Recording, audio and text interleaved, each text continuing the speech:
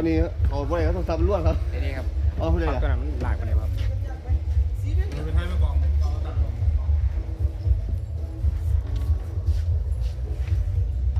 ตั้งเครื่องครับอันนี้สาวเช็ค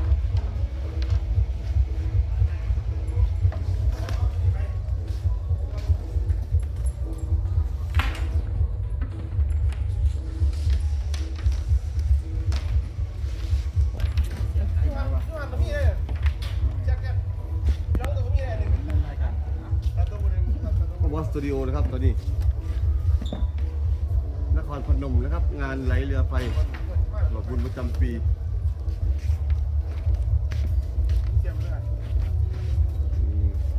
กำลังเข้าเช็ค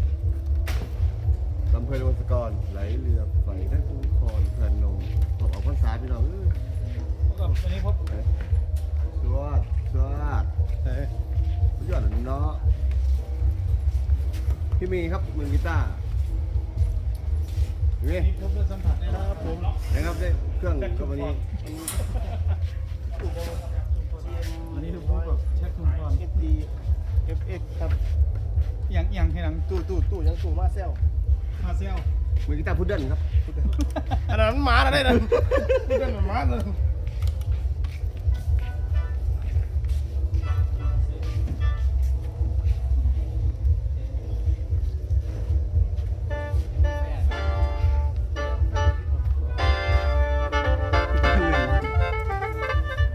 ด้านหนึ่งผมเป๋ ท่านมาไว้ เครื่องเสียงครับดีๆครับผมเครื่องเสียงใครวะใครคือ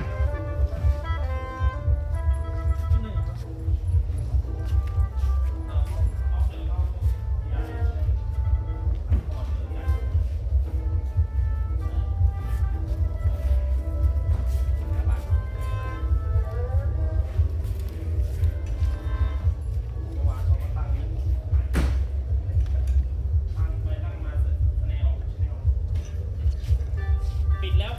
ก็ยังออก หาหมุนต่างก่อน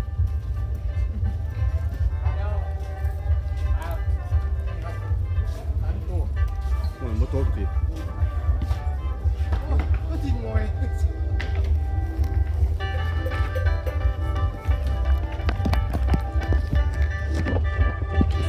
นักกินไป นี่แต่ท่านเอาแท็กซี่ดูเต็มขึ้น ไม่มีลืม เดี๋ยวพ่อเอาจะเข้านี่เลยรับเจ้านี่เลย แล้วก็จะซื้อมาบ่ได้ซื้อมาบ่นักกินมีแต่กระดาษเก่า ที่นี่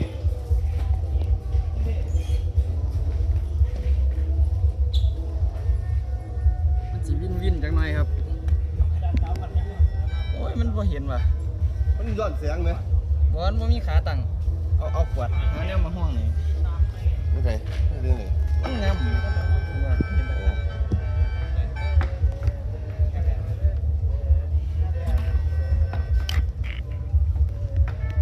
เดี๋ยว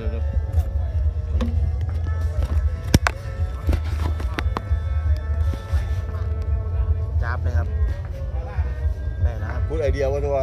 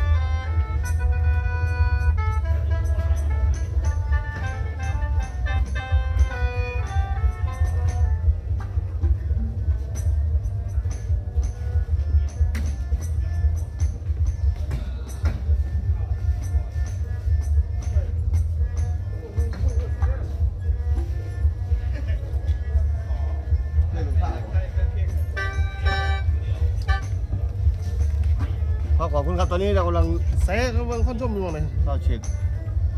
เอาช่องบาสสตูดิโอนี่นี่เท่าไหร่ เอาลำซ้ำเสร็จครับ มันเห็นมันผิดหัวบ่เลย บอสถอยไปอีกถอยไปอยุ่ข้างจานเดย์คุณ เซ่เบิ่งเซ่ไม่เชื่อ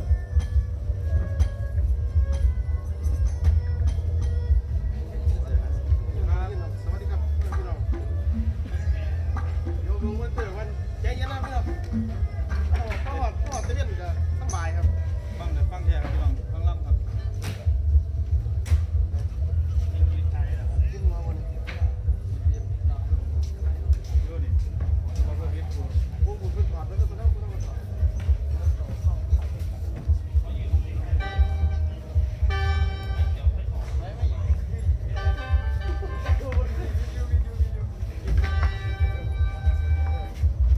เอาเบาเลยแล้วก็ฟังลำถาม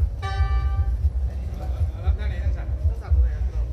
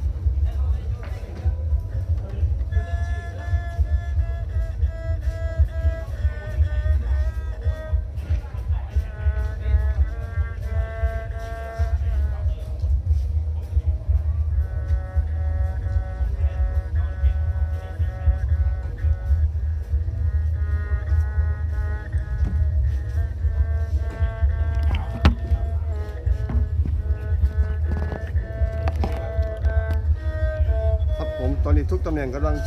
เช็คระบบนะครับ รอไฟครับจานเดย์มือคีย์บอร์ดครับจานดองพี่โมมีมือกีตาร์ครับผม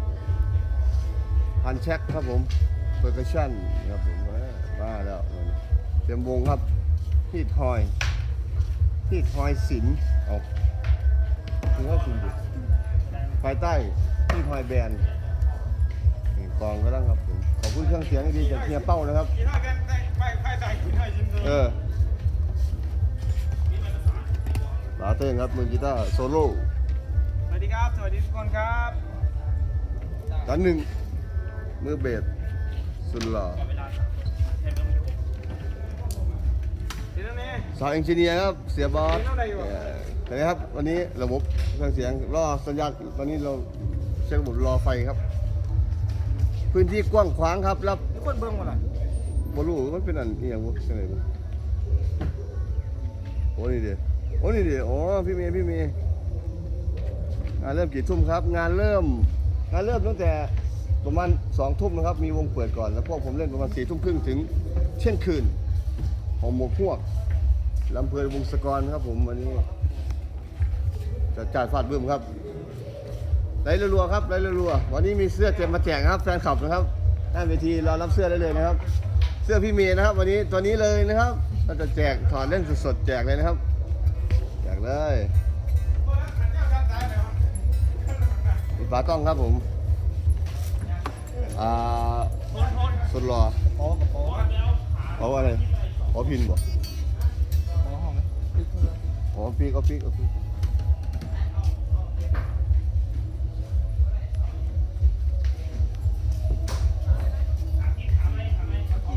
เป็นที่ไหนมันเดียวที่ไหนตรงไหนเพื่อมันเดียวเพื่ออย่าง พี่เมย์ครับดูอันเตรียมถ่ายแล้ว ระบบโอ้เนี่ยเอฟเฟกต์พี่ นี่ครับเอฟเฟกต์ครับนี่แล้วมีน้องสาม อันนี้คือยังครับ เปิดแห้งนี่ดังแห้งมันคักเลยครับนี่ เปิดค่อยครับ เปิดด้วยค่อยกับดังค่อยครับ หันมาเปิดแล้วครับห้างบ่ พวกเปิดก็บ่ดังแต่ว่าเสียบปลั๊กก่อนครับแต่ว่าท่านมีไฟเดี๋ยวไฟมาเดี๋ยวเปิดให้ฟังครับ อาจจะเข้าเนาะ อาศัยเข้าครับเครื่องบันไฟเพิ่นก็ต้องมาอยู่ทางผู้พันครับ โอ้เป็นแต่เรียนง่ายมั้งเนาะกูจีไอ้หนึ่งอาบน้ำมาอีกแล้วอาจารย์หนึ่ง หนึ่งสายอาบน้ำโมเสตตัวเลยครับผม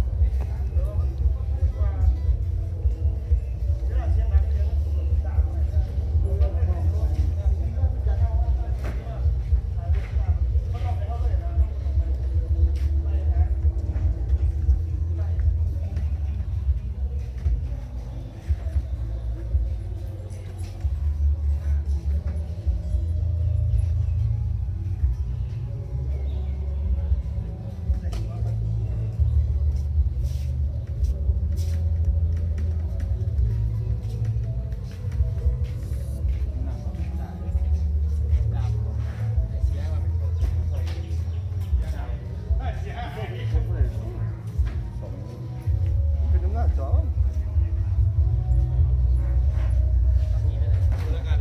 โอ้โหยังไม่ได้เลยตอนนี้บ้าดิไม่ได้ละพ่อช่วย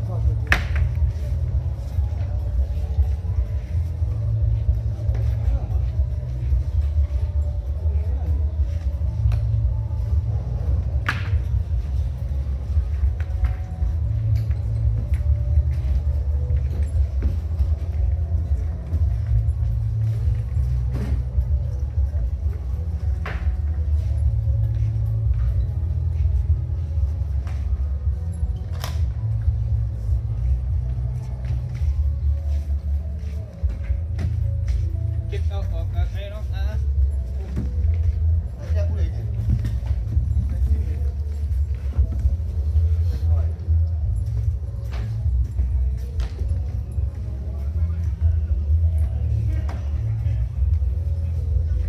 เดี๋ยวพี่เมย์ด้วยนะครับพี่เมย์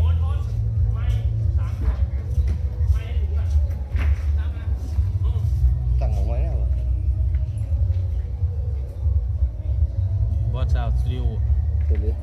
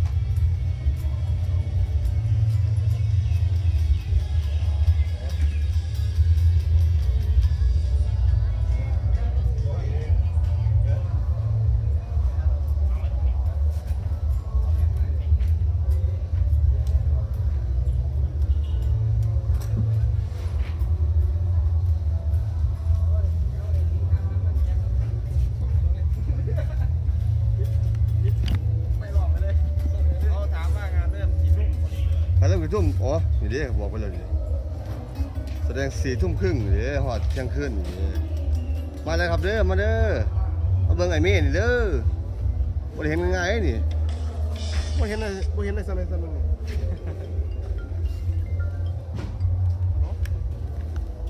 เอาไปทำสไตล์แล้วต้องสิไปเลาะไปเรื่อยเลยเนาะว่ามันร้อนเสียงว่ะ เป็นยังว่า บ้าเฮ้ยมีหอดอันเนี่ยเฮ็ดแบบใหม่เลยเนี่ยทำให้สุด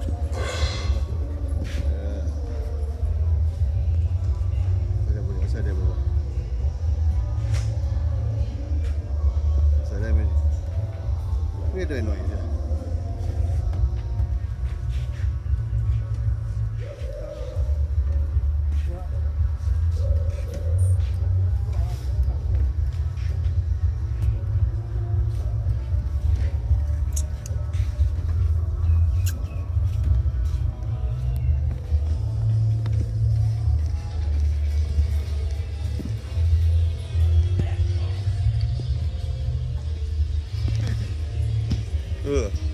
ได้การเล่นบอลคือว่าอยากจะเนี่ยโอ้เบื่อเลยบ้านนี้คือเป็นว่าจันดีเขาเบิ้งบ้านนี้เมื่อนี้จะส้มอยู่หลังสังกะสีหุ่นละ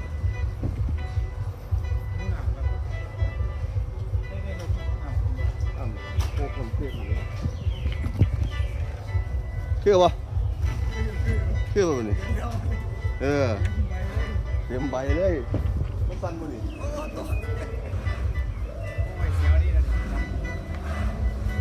เดี๋ยว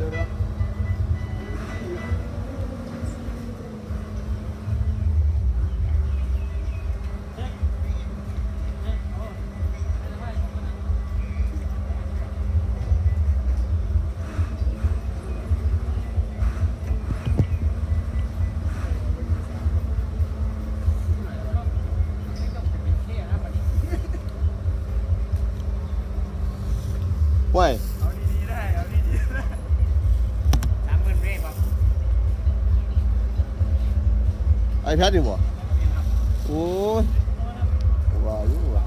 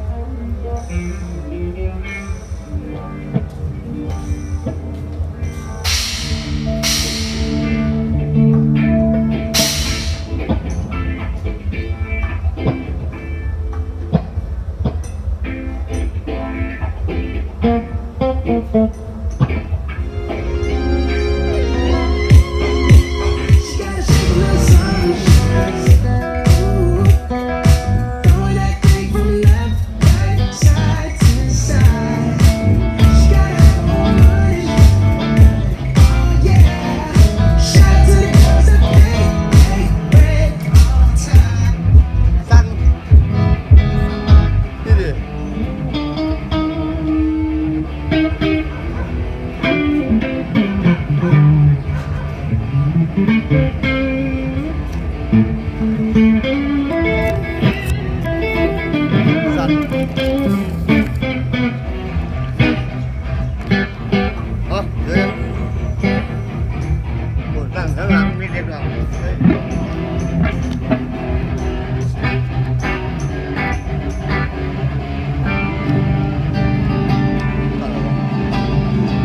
อายุอีกตอนนี้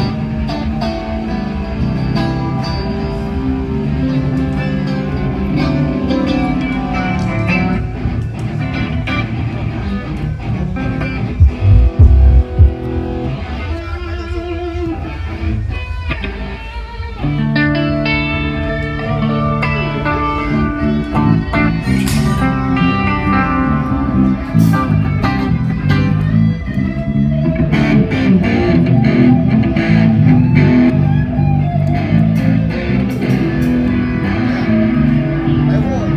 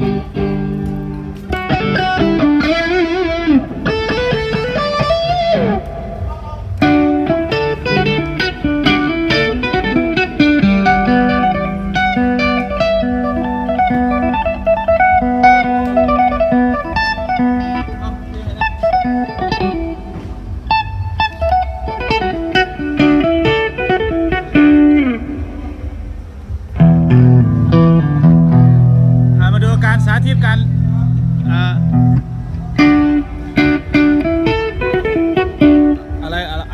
อะไรของ แบบไรอีก ดูการลิชกีตาร์ของเขานะครับกีตาร์ทางกีตาร์อันนี้คือเสียงอะไรครับเนี่ย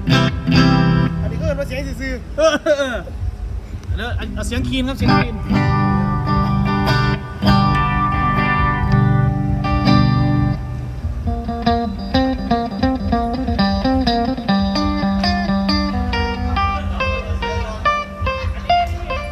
เสียงแตกครับเสียงแตกครับจานไม่มาเสียงแตก